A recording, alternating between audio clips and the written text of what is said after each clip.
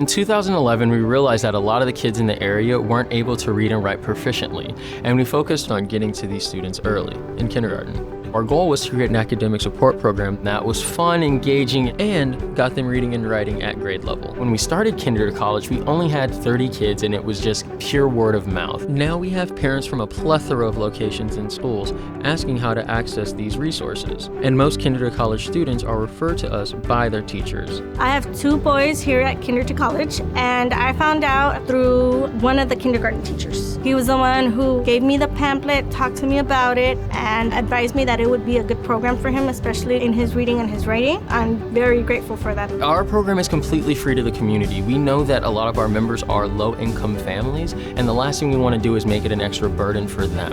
When we started Kinder to College, Alonso, he can speak in English. It was so hard. He started in the program and he get a lot of help. We already know they're below grade level when they start, and we really try to work with the parents to get the students on track early in their academic careers so that they ultimately get into a college no matter what.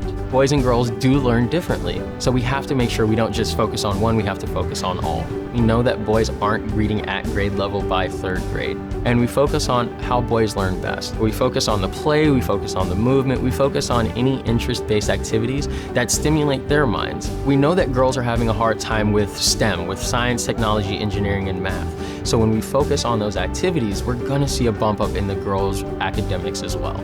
As long as they're happy, they're going to learn a lot more than if they are completely shut down and not engaged in the activity. Their parents come on campus and they say, I see my child coming here once they graduate school, and they're learning the steps and the tools to get there. On Saturdays, we do have a parent academy where we focus on the topics the parents deem important: child development, health concerns, bullying, social media. Some of our parents came in strictly speaking Spanish, and now they're speaking more English than they were months ago.